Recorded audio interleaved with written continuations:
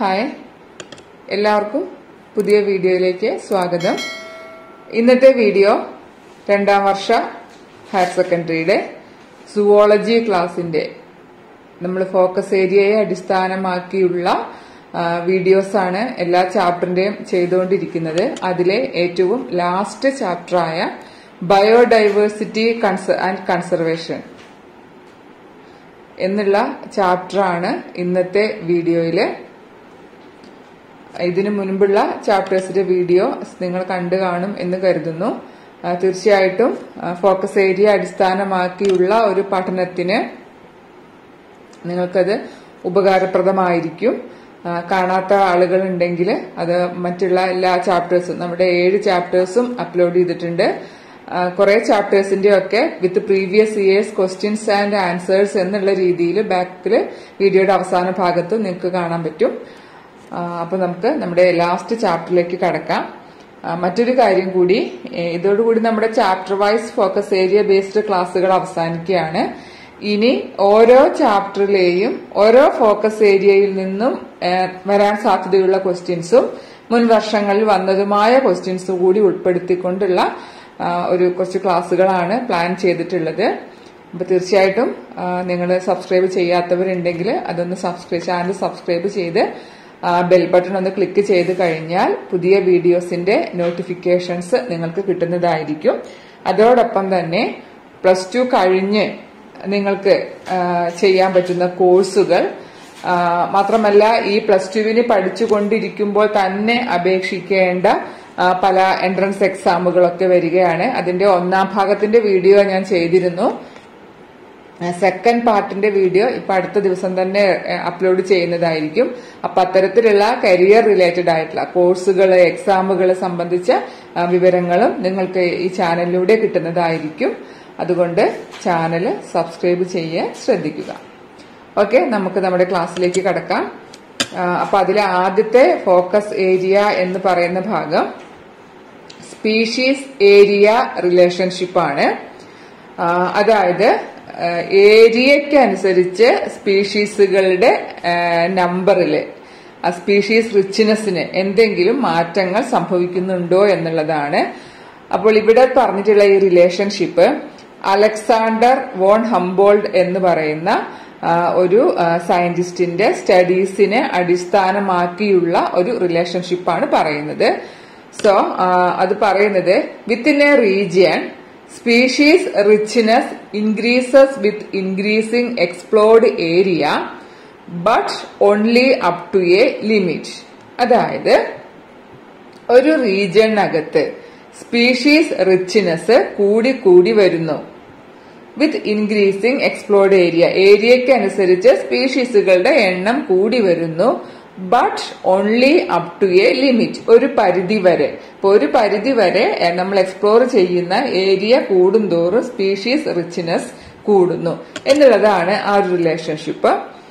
So അതിന്റെ graph ഒരു rectangular hyperbola ആയിരിക്കും എന്നും പറയുന്നുണ്ട്. അപ്പൊ ഇതാണ് അതിന്റെ ഗ്രാഫ്. ഏരിയ X ആക്സിസിലും സ്പീഷീസ് റിച്ച്നെസ് Y ആക്സിസിലുമായിട്ട് പ്ലോട്ട് ചെയ്യുമ്പോൾ ആദ്യം ഏരിയ ഇങ്ങനെ കൂടുന്നതനുസരിച്ച് സ്പീഷീസ് റിച്ച്നെസ് കൂടി വരികയും പിന്നീട് അത് അങ്ങനെ തന്നെ കോൺസ്റ്റന്റ് ആയി പോവുക, അല്ലെങ്കിൽ പിന്നീട് അതിന് വർധനവ് വരുന്നില്ല എന്നുള്ളത് നമുക്ക് കാണാൻ സാധിക്കും. അതാണ് ഈ ഒരു റിലേഷൻഷിപ്പ് കാണിക്കുന്ന ഗ്രാഫ്. അപ്പൊ നമുക്ക് എക്സാമിന് ഇത് ഗ്രാഫ് തന്നിട്ട് ഇത് എന്തിനെ കാണിക്കുന്നു എന്ന് ചോദിക്കാം. അതല്ലെങ്കിൽ എന്താണ് സ്പീഷീസ് റിച്ച്നെസ്സും ഏരിയയും തമ്മിലുള്ള ബന്ധം, റിലേഷൻ എന്താന്ന് ചോദിക്കാം. ആൻഡ് തേർഡ് ആയിട്ട് നമുക്ക് എക്സ്പെക്ട് ചെയ്യാവുന്ന ക്വസ്റ്റ്യൻ ഇത് നമുക്ക് പറയാം ഇങ്ങനെ അത് കൂടുന്നു എന്നുള്ളതാണ്. എന്നിട്ട് ഇവിടെ ഒരു ലോഗറിതമിക് സ്കെയിലാക്കിയ ലോഗ് സ്കെയിലാണ് ഇത് കാണിച്ചിട്ടുള്ളത്. അപ്പൊ ഒരു ഇക്വേഷനൊക്കെ അവിടെ കൊടുത്തിട്ടുണ്ട്. log S = log C + Z log A. അപ്പൊ ഇവിടെ എക്സാമിന് ചോദിക്കാനുള്ള മറ്റൊരു കാര്യം, ആ ഒരു ഇക്വേഷനിലെ ടേംസുകൾ ഇപ്പൊ S എന്ന് പറഞ്ഞാൽ ദാറ്റ് ഈസ് സ്പീഷീസ് റിച്ച്നെസ് ആണ്, A എന്ന് പറഞ്ഞാൽ ഏരിയ, C എന്ന് പറഞ്ഞാൽ Y ഇന്റർസെപ്റ്റ്. നിങ്ങൾക്ക് മാത്സ് പഠിക്കുന്ന കുട്ടികളായതുകൊണ്ട് തന്നെ അറിയാം, ഈ ഏരിയക്ക് കറസ്പോണ്ടിങ് ആയ ഈ Y ആക്സിസിലെ X ആക്സിസിലെ ഒരു വാല്യൂവിന് കറസ്പോണ്ടിങ് ആയ Y ആക്സിസിന്റെ വാല്യൂ. അപ്പോ C is equal to Y intercept. Then Z എന്നുള്ളത് കൊണ്ട് ഉദ്ദേശിക്കുന്നത് ഈ ഒരു ഗ്രാഫിന്റെ സ്ലോപ്പിനെയാണ് സെഡ് എന്നുള്ളത് കൊണ്ട് ഉദ്ദേശിക്കുന്നത്. That is called regression coefficient എന്നാണ് അതിനെ പറയാം. നമുക്ക് ഇതിന്റെ ഒരുപാട് മാത്തമാറ്റിക്കൽ ലെവലിലേക്കൊന്നും പോകേണ്ട ആവശ്യമില്ല. ഗ്രാഫ് മനസ്സിലാക്കുക. റെക്ടാങ്കുലർ ഹൈപ്പർബോളയാണ് ഷേപ്പ്. അതിന്റെ ലോഗരിതമിക് സ്കെയിലാക്കി ആക്കിയ ഇക്വേഷൻ തന്നിട്ടുണ്ട്. അതിലെ ഓരോ ടേംസുകളും എന്താണ് തുടങ്ങിയ കാര്യങ്ങളൊക്കെയാണ് നമുക്കിതിൽ മനസ്സിലാക്കേണ്ടത്. അപ്പോ ഇതിന്റെ വേറൊരു കാര്യം കൂടെ, അപ്പോ ലോഗരിതമിക് സ്കെയിലിലേക്ക് മാറ്റുമ്പോൾ ആണ് ഗ്രാഫ് സ്ട്രെയിറ്റ് ലൈൻ ആയിട്ട് കാണിച്ചിട്ടുള്ളത്. ദെൻ അതിനെ ഡിസ്ക്രൈബ് ചെയ്യുന്ന ഇക്വേഷൻ ആണ് log s is equal to log c plus z log a എന്നുള്ളത്. അപ്പൊ ചെറിയ ഏരിയയ്ക്ക് ആണെങ്കിൽ z എന്ന് പറഞ്ഞാൽ റിഗ്രഷൻ കോഎഫിഷ്യന്റ് ആണ് നമ്മൾ പറഞ്ഞു, അതായത് സ്ലോപ്പ്. അപ്പൊ ചെറിയ ഏരിയയ്ക്ക് ആണെങ്കിൽ z വാല്യൂ 0.1 to 0.2 ആയിരിക്കും. ലാർജ് ഏരിയാസിനാണെങ്കിൽ, എക്സാമ്പിൾ ഒരു കോണ്ടിനെന്റ് മൊത്തമാണെങ്കിൽ ആ സ്ലോപ്പ് കുറച്ചുകൂടി സ്റ്റീപ്പർ ആയിരിക്കും. And Z value become 0.6 to 1.2. അപ്പൊ ഇതൊരു കോമ്പറ്റേറ്റീവ് എക്സാമിന് വൺ വേർഡ് ആയിട്ട് ചോദിച്ചിട്ട് കുട്ടികൾ ചോദിച്ചിരുന്നു, കോണ്ടിനെന്റിന് ഈ ഗ്രാഫ് നമ്മുടെ സ്ലോപ്പ് സ്റ്റീപ്പർ ആകുമോ ഇല്ലയോ, അല്ലെങ്കിൽ ഏതിനാണ് സ്റ്റീപ്പർ ആകുക എന്നൊക്കെ. അപ്പോ സ്മോൾ ഏരിയക്ക് ഇത്രയാണ് അതിന്റെ വാല്യൂ വരിക, ലാർജ് ഏരിയക്ക് സ്റ്റീപ്പർ ആകുന്നു, വാല്യൂ ഇത്രയാണ് വരിക. അപ്പൊ ഇതൊരു ഉദാഹരണമായിട്ട് കൊടുത്തതാണ് frugivorous birds and mammals. Different continent ഉള്ളതിന്റെ സെഡ് വാല്യൂ 1 to 1.5 ആണ് എന്നുള്ളതാണ് പറയുന്നത്. അപ്പൊ ഇതൊന്നും കണ്ടിട്ട് പേടിക്കേണ്ട ആവശ്യമില്ല കേട്ടോ. Species area relationship Alexander von Humboldt ആണ് സ്റ്റഡീസ് നടത്തിയത്. ഒരു റീജിയനിൽ എക്സ്പ്ലോർഡ് ഏരിയ കൂടുമ്പോൾ സ്പീഷീസ് റിച്ച്നെസ് കൂടുന്നു, but only up to a limit. അത് കഴിഞ്ഞാൽ പിന്നെ നമുക്ക് അത്തരത്തിലുള്ള ഒരു വർധനവ് കാണാൻ കഴിയില്ല എന്നുള്ളതും, അതിനെ നമ്മളെ ലോഗരിതമിക് സ്കെയിലിലേക്ക് ആക്കിയപ്പോൾ കിട്ടിയ ഒരു ഇക്വേഷനും അതിലെ ഓരോ ടേംസുകളും എന്താണ് എന്നുള്ള കാര്യവും ഒന്ന് മനസ്സിലാക്കി വെക്കുക കേട്ടോ. ഇതൊക്കെ കൂടെ കണ്ടിട്ട് ഇനി അത് എന്താണെന്ന് ആലോചിച്ചിട്ട് ടെൻഷൻ ആവേണ്ട ആവശ്യമില്ല. ആൻഡ് ദെൻ സെക്കൻഡ് പാർട്ടായിട്ട് വരുന്നത് ഇമ്പോർട്ടൻസ് ഓഫ് സ്പീഷീസ് ഡൈവേഴ്സിറ്റി. അപ്പൊ ഇതൊരു ഹൈപ്പോത്തസിസ്. ഈ ഹൈപ്പോത്തസിസും മുൻ വർഷങ്ങളില് നമുക്ക് ഹൈപ്പോത്തസിന്റെ പേരും അത് പ്രപ്പോസ് ചെയ്ത ആളുടെ പേരും എന്നുള്ള രീതിയിലാണ് നമുക്ക് ക്വസ്റ്റ്യൻസ് വരാറുള്ളത്. ഒരു മാർക്കിന്റെ ക്വസ്റ്റ്യൻ ആണ് വരാറ്. ഇത്തവണ ഇത് ഫോക്കസ് ഏരിയയിലേക്ക് ഉൾപ്പെടുത്തിയത് കൊണ്ട് ഇതിന് ഞാനൊന്ന് എക്സ്പ്ലെയിൻ ചെയ്ത് ഇവിടെ പറയുന്നുണ്ട് ഇത് എന്താന്നുള്ളത്. റിവറ്റ് പോപ്പർ ഹൈപ്പോത്തസിസ്, അതായത് ഈ ബയോഡൈവേഴ്സിറ്റിയുടെ ഇമ്പോർട്ടൻസിനെ മനസ്സിലാക്കാൻ വേണ്ടി ഉപയോഗിക്കുന്ന ഒരു അനലോഗി ആയിട്ട് യൂസ് ചെയ്തിരിക്കുകയാണ്. നിങ്ങൾക്ക് പറയുമ്പോൾ മനസ്സിലായി, നിങ്ങൾ അനലോഗി ഒക്കെ പഠിക്കുന്നല്ലേ ഇംഗ്ലീഷിലൊക്കെ. ഓക്കെ, അപ്പോ ഇതില് ഓരോ സ്പീഷീസും പ്രധാനപ്പെട്ടതാണ് എന്നുള്ളതാണ് ഇത് പറയാൻ ഉദ്ദേശിക്കുന്ന കാര്യം. അപ്പൊ ഇത് പ്രപ്പോസ് ചെയ്ത ആള് ഇക്കോളജിസ്റ്റ് ആയ പോൾ എൽറിക് എന്ന് പറയുന്ന ആളാണ് ഇത് പ്രപ്പോസ് ചെയ്തത്. അപ്പൊ അദ്ദേഹം പറഞ്ഞത്, പോൾ എൽറിച്ച് എന്ന് പറഞ്ഞ ആളാണ് പ്രപ്പോസ് ചെയ്തത്. അദ്ദേഹം പറഞ്ഞ കാര്യം ഇതാണ്. അദ്ദേഹം ഒരു ഇക്കോസിസ്റ്റത്തെ ഒരു എയറോപ്ലെയിൻ ആയിട്ടാണ് കമ്പയർ ചെയ്യുന്നത്. ദാറ്റ് മീൻസ് നമ്മളിപ്പോ ഒരു എയറോപ്ലെയിൻ എടുക്കുകയാണെങ്കിൽ അതിന് ഒരുപാട് പാർട്സുകൾ ഉണ്ടാവും അല്ലെ. അപ്പൊ ആ പാർട്സുകളെ ഒക്കെ ജോയിൻ ചെയ്യിക്കാൻ വേണ്ടിയിട്ട് റിവറ്റ്സുകൾ ഉണ്ടാവും. റിവറ്റ്സ് നമുക്ക് അത് നട്ട് ബോൾട്ട്, സ്ക്രൂ അല്ലെങ്കിൽ ആണി എന്നൊക്കെ പറയില്ല. അപ്പൊ അങ്ങനെയുള്ള ആ ഒരു വിവിധ പാർട്സുകളെ തമ്മിൽ ജോയിൻ ചെയ്യാൻ ഉപയോഗിക്കുന്നതാണ് റിവറ്റ്സ് കൊണ്ട് ഉദ്ദേശിക്കുന്നത്. അപ്പൊ ഇവിടെ ഒരു ഇക്കോസിസ്റ്റത്തെ എയറോപ്ലെയിനുമായിട്ടാണ് കണക്ട് ചെയ്തതെങ്കിൽ ആ എയറോപ്ലെയിന്റെ റിവറ്റ്സുകളായിട്ട് അദ്ദേഹം സ്പീഷീസുകളെ കണക്കാക്കുകയാണ്. അതായത് ഒരു ഇക്കോസിസ്റ്റത്തിന്റെ അതിനെ ഡിഫറെന്റ് ഏരിയാസ് തമ്മിൽ കണക്ട് ചെയ്യിക്കുന്ന ആളുകളാണ് സ്പീഷീസുകൾ എന്നാണ് പറയുന്നത്. അപ്പോ പാസഞ്ചേഴ്സ് എന്ത് ചെയ്യാണ്, ഈ റിവറ്റുകളെ, ഇപ്പൊ ഒരു വിമാനമാണെങ്കിൽ അതിന്റെ റിവറ്റുകൾ എങ്ങനെ മോഷ്ടിക്കുകയാണ് അല്ലെങ്കിൽ ഊരിയെടുക്കുകയാണ്. അങ്ങനെ ഊരിയെടുക്കുക, that is equal to the extension of a species. അപ്പൊ നമ്മള് വിമാനത്തിന്റെ പാർട്സുകൾ അല്ലെങ്കിൽ റിവറ്റ്സുകളെ ഊരിയെടുക്കുന്നു. എക്കോസിസ്റ്റത്തിലേക്ക് വരുമ്പോൾ നമ്മൾ എങ്ങനെ ചിന്തിക്കണം, ഇക്കോസിസ്റ്റത്തിലെ ഒരു സ്പീഷീസ് നശിച്ചു പോകുന്നു. ഓക്കെ, അപ്പോ നമ്മളിപ്പോ വിമാനത്തിന്റെ ഒരു ചെറിയ നെറ്റ് ബോൾട്ട് എന്തെങ്കിലും ഊരിയെടുത്തു കഴിഞ്ഞാൽ വലിയ കുഴപ്പമുണ്ടാവില്ല എന്ന് പറയാം. അതുപോലെ ഒരു സ്പീഷീസ് നശിച്ചു, വലിയ കുഴപ്പങ്ങൾ എക്കോസിസ്റ്റത്തിന്റെ ഫംഗ്ഷനിങ്ങിനെ കാര്യമായിട്ട് അത് ബാധിക്കുന്നില്ല. It may not affect the flight safety or functioning of the ecosystem. But as more and more rivets are removed, the plane become dangerously weak. കൂടുതൽ പല ഭാഗങ്ങളിൽ നിന്നായിട്ട് റിവറ്റ്സുകൾ ഇങ്ങനെ നമ്മൾ ഊരിയെടുത്തുകൊണ്ടിരിക്കുകയാണെങ്കിൽ അത് വിമാനത്തിന് ഡേഞ്ചറസ് ആയിട്ട് ബാധിക്കും. പ്രത്യേകിച്ചും നമ്മള് ഊരിയെടുക്കുന്ന ആ റിവറ്റ്സുകള് അതിന്റെ വിങ്സിൽ നിന്നോ അല്ലെങ്കിൽ അതിന്റെ ആ വിമാനത്തിന്റെ പറക്കലിനെയോ അല്ലെങ്കിൽ മെഷീന്റെ ഫംഗ്ഷനിങ്ങിനെയോ കാര്യമായ രീതിയിൽ ബാധിക്കുന്ന റിവറ്റ്സുകളെയാണ് നമ്മൾ ഊരിയെടുക്കുന്നതെങ്കിൽ തീർച്ചയായിട്ടും അത് ഭയങ്കര അപകടങ്ങൾ ക്ഷണിച്ചു വരുത്തും. സിമിലർലി ഓരോ ഇക്കോസിസ്റ്റത്തിലും ചില സ്പീഷീസുകളെ കീ സ്പീഷീസുകളായി കണക്കാക്കുന്നുണ്ട്. അതായത് ആ ഇക്കോസിസ്റ്റത്തിന്റെ പ്രോപ്പർ ആയിട്ടുള്ള ഫംഗ്ഷനിങ്ങിന് ആ സ്പീഷീസുകൾ കൂടിയേ തീരൂ. അത്തരത്തിലുള്ള സ്പീഷീസ് ആണ് നശിക്കുന്നതെങ്കിൽ തീർച്ചയായിട്ടും അത് ആ എക്കോസിസ്റ്റത്തെ തന്നെ പൂർണ്ണമായി നശിപ്പിക്കാനോ അല്ലെങ്കിൽ ഡേഞ്ചറസ്ലി അതിനെ ബാധിക്കുന്നതിന് കാരണമാകുന്നു. അപ്പൊ ഇത് ആ ഒരു കമ്പാരിസൺ ആണ് അദ്ദേഹം അവിടെ നടത്തിയത്.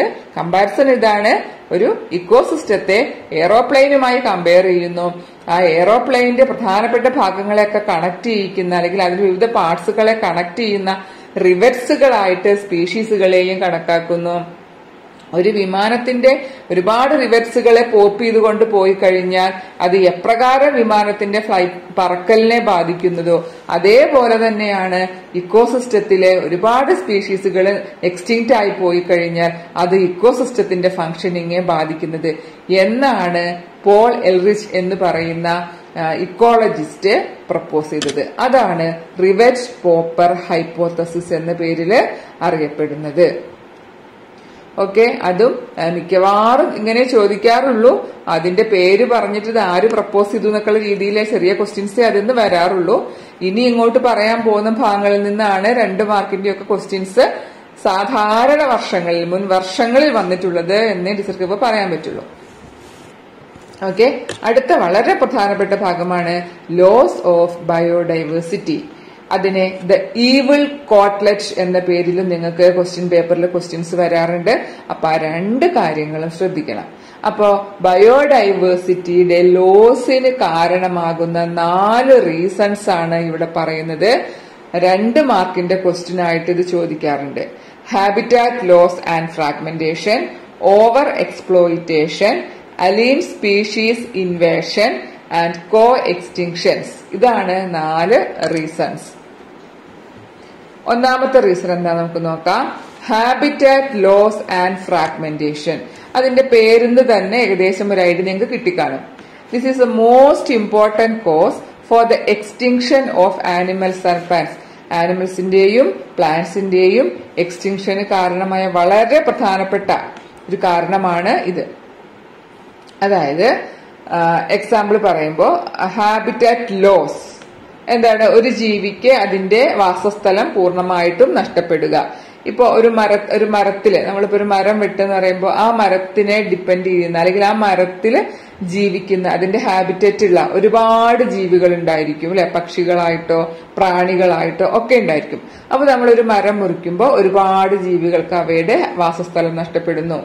ഇനി അതൊരു സ്മോൾ ഏരിയ ഓഫ് ഫോറസ്റ്റ് ആണെങ്കിലോ അത് കുറേയും കൂടി ജീവികളെ ബാധിക്കുന്നു.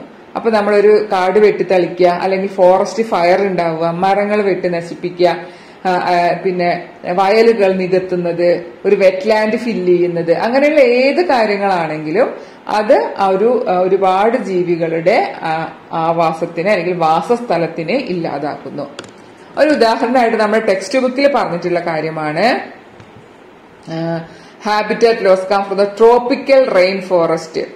ഈ ട്രോപ്പിക്കൽ റെയിൻ ഫോറസ്റ്റ് ആദ്യം ഭൂമിയുടെ ലാൻഡ് സർഫസിന്റെ 14% ഉണ്ടായിരുന്നു.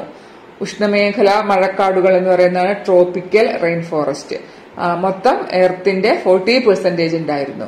ബട്ട് ഇപ്പൊ നമ്മളത് നോക്കുകയാണെങ്കിൽ 6%-ലും താഴെയാണ്. അതായത് 8% അവിടെ നഷ്ടപ്പെട്ടു. തീർച്ചയായിട്ടും ആ ഒരു ട്രോപ്പിക്കൽ റെയിൻ ഫോറസ്റ്റിൽ വസിച്ചിരുന്ന ആ ഒരു സാഹചര്യം വേണ്ട ഒരുപാട് ജീവികളെ അത് എക്സ്റ്റിങ്ക്റ്റ് ആവാൻ ഇതൊരു റീസൺ ആയി വരും. അപ്പൊ അതാണ് ഹാബിറ്റാറ്റ് ലോസ് എന്നുള്ളത് കൊണ്ട് ഉദ്ദേശിക്കുന്നത്. ഇനി എന്താണ് fragmentation? Habitat loss and fragmentation ആണ് അല്ലെ. അപ്പൊ എന്താണ് ഫ്രാഗ്മെന്റേഷൻ? ഫ്രാഗ്മെന്റ്സ് എന്ന് പറഞ്ഞാൽ തന്നെ എന്താ, പല പീസുകളാവുക, കഷ്ണങ്ങളാവുക എന്നൊക്കെ പറയാം.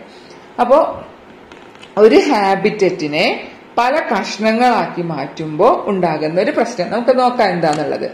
When large habitats are broken up into small fragments due to various human activities, അതായത് മനുഷ്യന്റെ പലതരത്തിലുള്ള പ്രവർത്തികളിലൂടെ ഒരു ലാർജ് ഹാബിറ്ററ്റ് പല സ്മോൾ ഫ്രാഗ്മെന്റ്സുകളാക്കിയിട്ട് കട്ട് ചെയ്യപ്പെടുന്നു. അപ്പൊ എന്താ സംഭവിക്കുക? Mammals and birds requiring large territories and certain animals with migratory habits are badly affected.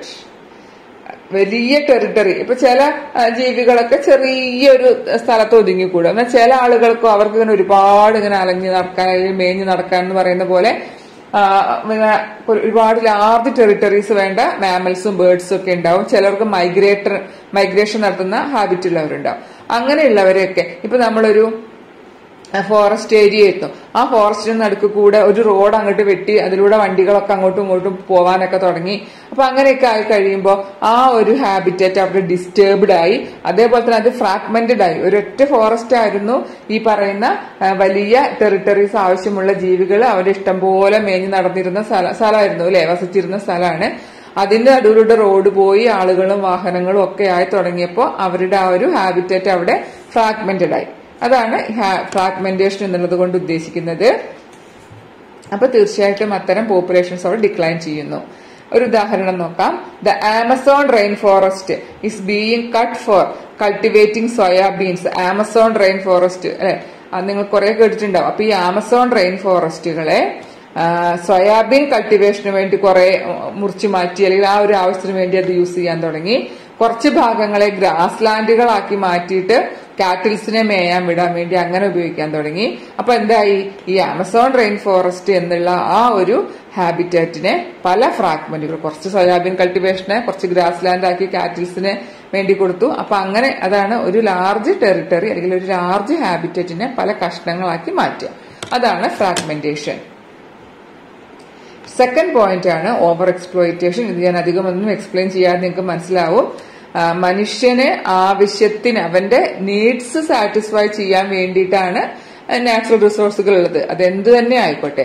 But when need become greed അല്ലെ, ആവശ്യങ്ങൾ അത്യാഗ്രഹങ്ങളായി മാറുമ്പോ ആ പ്രകൃതി വിഭവങ്ങളെ യൂസ് ചെയ്യല്ല, അതിനെ എക്സ്പ്ലോയിറ്റ് ചെയ്യുന്നു, അതുപോലെ അതിനെ ഓവർ എക്സ്പ്ലോയിറ്റ് ചെയ്യുന്നു, അമിതമായി ചൂഷണം ചെയ്യുന്നു. അപ്പൊ അത് പല ജീവികളുടെയും സ്പീഷീസുകളുടെയും എക്സ്റ്റിങ്ഷന് കാരണമാകുന്നു. ഉദാഹരണം സ്റ്റെല്ലേഴ്സ് സീ കൗ, പാസഞ്ചർ പീജിയൻ, 2 എക്സാമ്പിൾസ് ഉണ്ട്. ഇപ്പൊ ജീവികളെ ഭക്ഷണത്തിന്, അതിന്റെ മാംസത്തിന് വേണ്ടിയിട്ടാവാം, അല്ലെങ്കിൽ തുകലിന് വേണ്ടിയിട്ടാവാം, അല്ലെങ്കിൽ മറ്റേതെങ്കിലും വാല്യുബിൾ ആയിട്ടുള്ള അവയുടെ ബോഡി പാർട്സുകൾക്ക് വേണ്ടിയിട്ട്. അപ്പൊ അങ്ങനെയൊക്കെ നമ്മൾ അവരെ ഓവർ എക്സ്പ്ലോയിറ്റ് ചെയ്യുമ്പോൾ അത് അവരുടെ നാശത്തിന് കാരണമാകുന്നു. Third one is alien species inversions. Alien species എന്ന് പറഞ്ഞാല് അതായത് നമ്മളിപ്പോ പുറത്തുനിന്ന് എക്സോട്ടിക് സ്പീഷീസ് എന്നൊക്കെ പറയാം. പുറത്തുനിന്ന് നമ്മുടെ നാട്ടിലേക്ക്, നമ്മുടെ ഇവിടേക്ക് വരുന്ന, ഇപ്പൊ ഇന്ത്യൻ അല്ലാത്ത ഒരു സ്പീഷീസ് ഇന്ത്യയിലേക്ക് വരിക. അപ്പൊ അതിനെ നമ്മൾ അലീൻ സ്പീഷീസ് അല്ലെങ്കിൽ എക്സോട്ടിക് സ്പീഷീസ് എന്ന് പറയാം. അപ്പൊ അത്തരം സ്പീഷീസുകള് നമ്മുടെ നാറ്റീവ് ആയിട്ടുള്ള സ്പീഷീസുകളെ, ഇൻഡിജീനസ് ആയിട്ടുള്ള സ്പീഷീസുകളുടെ നാശത്തിന് കാരണമാകുന്നു. Alien species causes decline or extinction of indigenous species. നമ്മുടെ തനതായ സ്പീഷീസുകളുടെ നാശത്തിന് അവ കാരണമാകുന്നു. ഉദാഹരണം, the Nile perch introduced into Lake Victoria in East Africa led eventually to the extinction of more than 200 species of chilled fish in the lake. ഇത് examples ഞാൻ പറയാൻ കാരണം, എക്സാമ്പിൾസ് മാത്രമായിട്ട് എക്സാമിന് ചിലപ്പോൾ ചോദിക്കാറുണ്ട്. ഈ ഒരു കാര്യം ഏത് തരം, ഈ ബയോഡൈവേഴ്സിറ്റി ലോസിന്റെ 4 റീസണിൽ ഏതിലാണ് ഇത് പെടുക എന്നുള്ള രീതിയിൽ ക്വസ്റ്റ്യൻ വരാറുണ്ട്. അപ്പൊ നൈൽ പെർച്ചിനെ ഇൻട്രൊഡ്യൂസ് ചെയ്തുകൊണ്ട് ചിച്ചിൽഡ് ഫിഷിനെ കാണാതെ എക്സ്റ്റിങ്ക്റ്റ് ആയത് ഏതിനാണ്? അലീൻ സ്പീഷീസ് ഇൻവേഷൻ എക്സാമ്പിൾ ആണ്. ദെൻ വേറൊന്നാണ് പ്ലാന്റ്സിന്റെ കേസിൽ പറയുമ്പോൾ പാർത്തീനിയം, അതൊക്കെ കാരറ്റ് ഗ്രാസ് എന്നറിയപ്പെടുന്നു. ലെന്റാന എന്ന് പറഞ്ഞാൽ നമ്മുടെ ഇവിടെ പറയുന്ന അരിപ്പൂവ് എന്നൊക്കെ പറയുന്ന പൂവാണ് ലെന്റാന. ദെൻ വാട്ടർ തന്നെ നമ്മുടെ ഐക്കോർണിയ, ഈ കാര്യങ്ങളൊക്കെ ഇതുപോലെ പ്ലാന്റ്സുകൾ പുറത്തുനിന്ന് വന്നിട്ട് നമ്മുടെ സ്പീഷീസുകളെ നശിപ്പിക്കുന്ന പ്ലാന്റ്സിന്റെ കാറ്റഗറിയിൽ പെടുന്നതാണ്, വീഡ് സ്പീഷീസുകളാണ്. ദെൻ റീസെന്റ് വേറെ എക്സാമ്പിൾ കൂടെ പറഞ്ഞതാണ് ആഫ്രിക്കൻ കാറ്റ് ഫിഷും. അതും ഈ രീതിയിൽ ഇൻഡിജീനസ് ആയിട്ടുള്ള കാറ്റ് ഫിഷസിനെ നമ്മുടെ റിവറിലൊക്കെ കാണുന്ന ഇൻഡിജീനസ് കാറ്റ് ഫിഷുകൾക്ക് അത് ത്രെറ്റായി എന്നുള്ളതാണ് സൂചിപ്പിക്കുന്നത്. അപ്പോ പുറത്തു നിന്ന് വരുന്ന എക്സോട്ടിക് ആയിട്ടുള്ള സ്പീഷീസുകള് ഇൻഡിജീനസ് ആയിട്ടുള്ള തനതായ നമ്മുടെ സ്പീഷീസുകൾക്ക് നാശം വരുത്തുന്നതിനെ പറയുന്ന പേരാണ്, ഒരു കേസാണ് alien species invasion. And the fourth case is coextinction ആണ്. കോ എക്സ്റ്റിങ്ഷൻ എന്ന് പറയുമ്പോൾ ഒരു സ്പീഷീസ് എക്സ്റ്റിങ്ക്റ്റ് ആകുമ്പോൾ അതിനെ ആശ്രയിച്ചു കഴിയുന്ന മറ്റൊരു സ്പീഷീസ് കൂടി നശിക്കുന്നു. ദാറ്റ് മീൻസ് ഇപ്പൊ ഒരു പാരസൈറ്റ്സ് ഹോസ്റ്റ് എന്നുള്ളൊരു കൺസെപ്റ്റ് ഉണ്ട് അല്ലെ. പാരസൈറ്റ് എന്ന് പറഞ്ഞാൽ മറ്റൊരു ജീവിയെ ആ ഭക്ഷണത്തിനോ ഷെൽട്ടറിനോ വേണ്ടി ആശ്രയിക്കുന്നു. ദാറ്റ് ഈസ് എ ഹോസ്റ്റ് നമ്മൾ പറയും. അപ്പൊ ഹോസ്റ്റ് നശിച്ചു കഴിഞ്ഞാൽ പാരസൈറ്റ് നശിക്കുന്നു. ആ ഒരു അസോസിയേഷനാണ് നമ്മൾ coextinction. When a species extinct the animal or plant associated with it also extinct.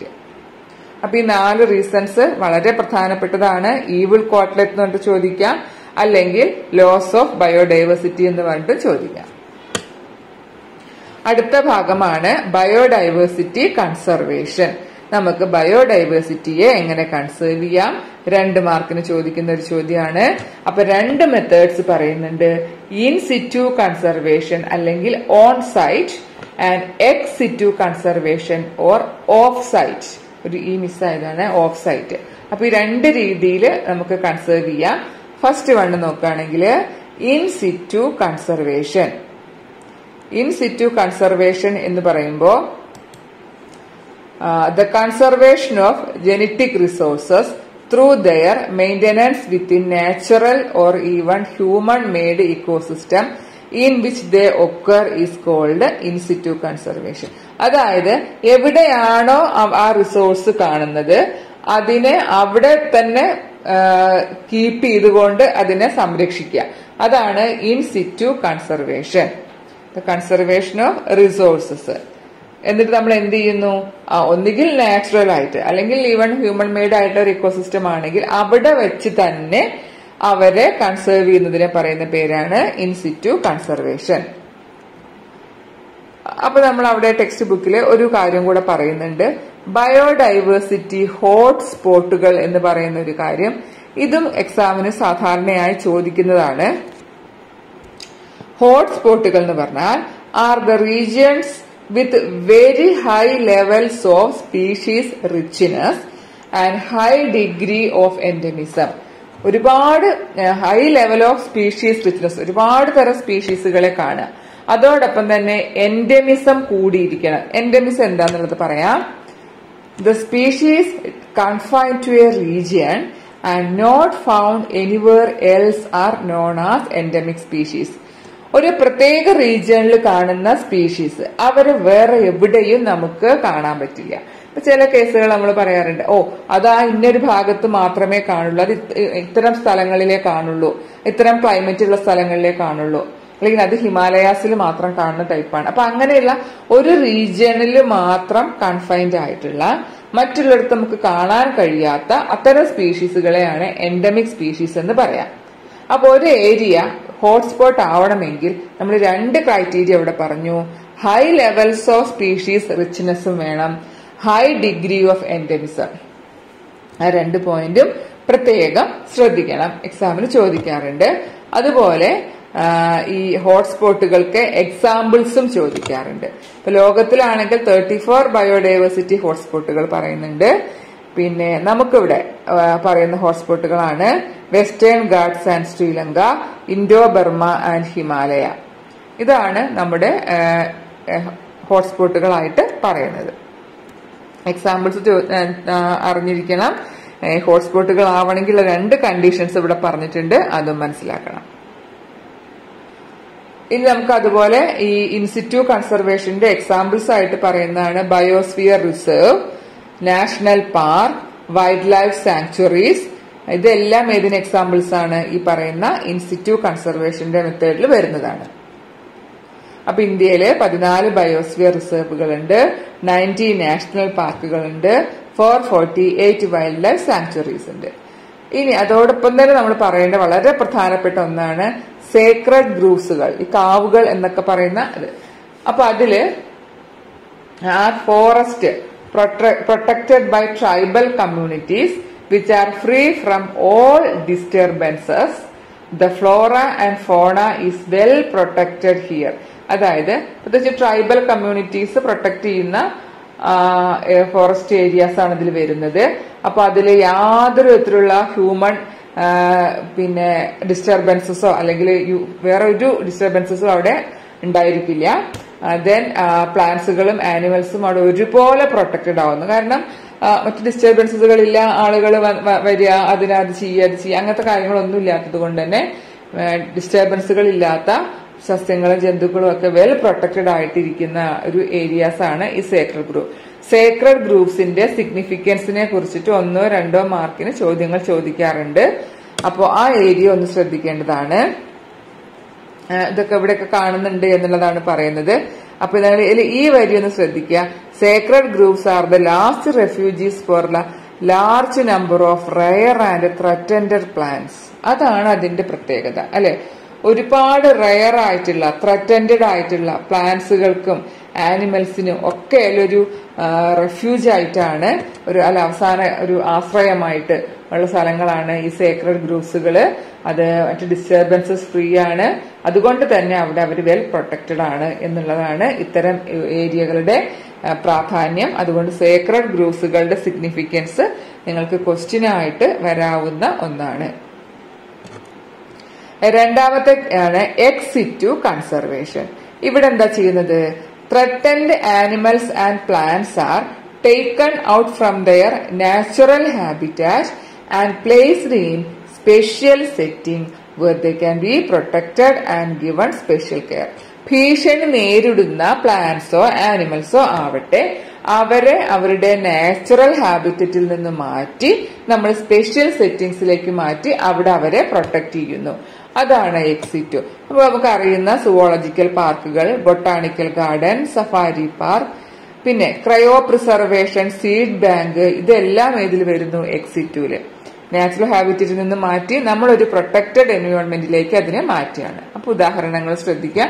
ഈ ഉദാഹരണങ്ങൾ മിക്സ് ചെയ്ത് തന്നിട്ട് ഓഡ് 1 ഔട്ട് ചോദിക്കാം. അതിനെ കാറ്റഗറി ആക്കാൻ പറയാം. അപ്പോ ഇപ്പോ നാഷണൽ പാർക്കും വൈൽഡ് ലൈഫ് സാങ്ച്വറിയും സുവോളജിക്കൽ പാർക്ക്, ബൊട്ടാണിക്കൽ ഗാർഡൻ അങ്ങനെയൊക്കെ കൂടെ മിക്സ് ചെയ്ത് തന്നിട്ട് 2 കാറ്റഗറി ആക്കാൻ പറഞ്ഞാൽ എങ്ങനെയാ കാറ്റഗറി ആക്കുക? ഒന്നിനെ നമ്മൾ ഇൻസിറ്റു കൺസർവേഷനിലേക്ക് മാറ്റുന്നു, മറ്റേത് എക്സിറ്റു കൺസർവേഷൻ. അപ്പൊ എക്സാമ്പിൾസും ഈ ഭാഗത്തെ പ്രധാനപ്പെട്ടതാണ്. ഇനി അതിലെ 2 കാര്യങ്ങളും കൂടെ പറയാം. ക്രയോ പ്രിസർവേഷൻ എന്ന് പറയുമ്പോൾ ഇറ്റ് ഈസ് എ ടെക്നിക്. ഇത് ഒരു പ്രാവശ്യം 1 വേർഡ് ചോദിച്ചിരുന്നു 1 മാർക്കിന്. Used for preserving gametes of threatened species in viable and fertile condition for A long period. Threatened ആയിട്ടുള്ള സ്പീഷീസുകളുടെ ഗാമേറ്റ്സുകളെ അവ നശിച്ചു പോവാതെ ഫെർട്ടൈൽ കണ്ടീഷനിൽ ഒരുപാട് നാള് സൂക്ഷിക്കാൻ ഉപയോഗിക്കുന്ന ടെക്നിക്കാണ് cryo preservation.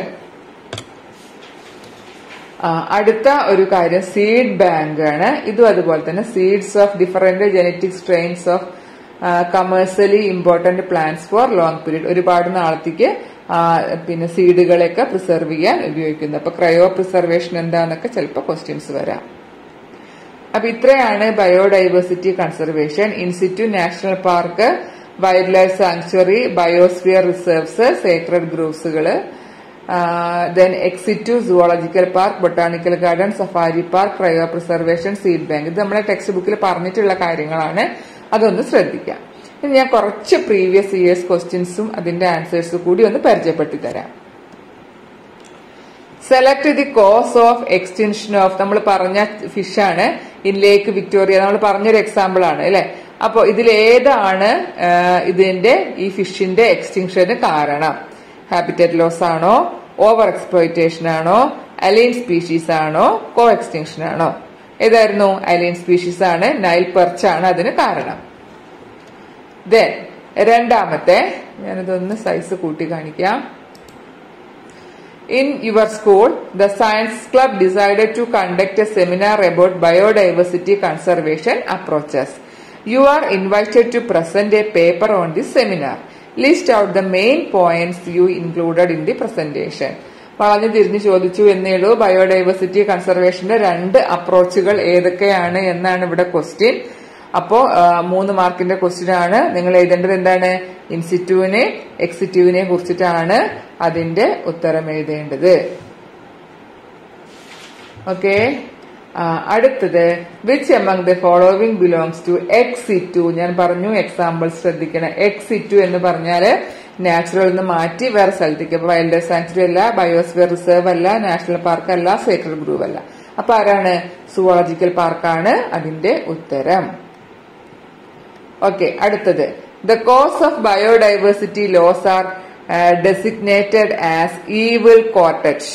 Explain the evil കോട്ടേജ് ഇൻ ബയോഡൈവേഴ്സിറ്റി ലോസ്. എന്താണ് ഈവിൾ കോട്ടേജ് എന്നുള്ളതാണ് ചോദിച്ചിട്ടുള്ളത്. അപ്പോ ഈവിൾ കോട്ടേജ് നമുക്കറിയാം, ആ 4 റീസൺസ് ആണ്. Habitat loss and fragmentation, over exploitation, alien species invasion and coextinction. 2 മാർക്കാണ് കേട്ടോ. അടുത്തത് നമ്മുടെ ഗ്രാഫാണ്. Observe the graph and answer the following question. 3 മാർക്കിന്റെ ക്വസ്റ്റ്യൻ ആണ്. ഞാൻ പറഞ്ഞിരുന്നു name S, A, Z and C in the graph. അതെന്തിനെ കാണിക്കുന്നു? ഞാൻ സൂചിപ്പിച്ച ആദ്യം തന്നെ അല്ലെ ഇങ്ങനെ ചോദിക്കുന്നത്. എസ് സ്പീഷീസ് റിച്ച്നെസ് ആണ്, എ ഏരിയ ആണ്, സെഡ് സ്ലോപ്പ് അല്ലെങ്കിൽ റിഗ്രഷൻ കോഎഫിഷ്യന്റ് ആണ്, and C is A Y intercept ആണ്. ആരാണ് ഇത് എക്സ്പ്ലെയിൻ ചെയ്തത്? Alexander von Humboldt. അപ്പോ ഇതാണ് നമുക്ക് ഈ ഭാഗത്തുള്ള കുറച്ച് ക്വസ്റ്റ്യൻസ് ഞാനിവിടെ പരിചയപ്പെടുത്തി തന്നതാണ്. അപ്പൊ ഈ രീതിയിലാണ് മെയിൻ ആയിട്ട്. ഇനിയിപ്പോ നമുക്ക് റിവറ്റ് പോപ്പർ അതുപോലെ ആരാ പ്രപ്പോസ് ചെയ്തെന്ന് ചോദിക്കാം. ഹോട്ട്സ്പോട്ടുകളെ കുറിച്ചുള്ള ക്വസ്റ്റ്യൻസ് വരാം. അപ്പൊ ഈ രീതിയിലാണ് നമുക്ക് പറയുകയാണെങ്കിൽ ഇതിന്റെ ക്വസ്റ്റ്യൻസ് വരാനുള്ള സാധ്യതകൾ. ഒന്ന് ശ്രദ്ധിച്ചു കഴിഞ്ഞാൽ നിങ്ങൾക്ക് ഇതിൽ നിന്ന് വരുന്ന ഫുൾ മാർക്കും സ്കോർ ചെയ്യാൻ പറ്റും.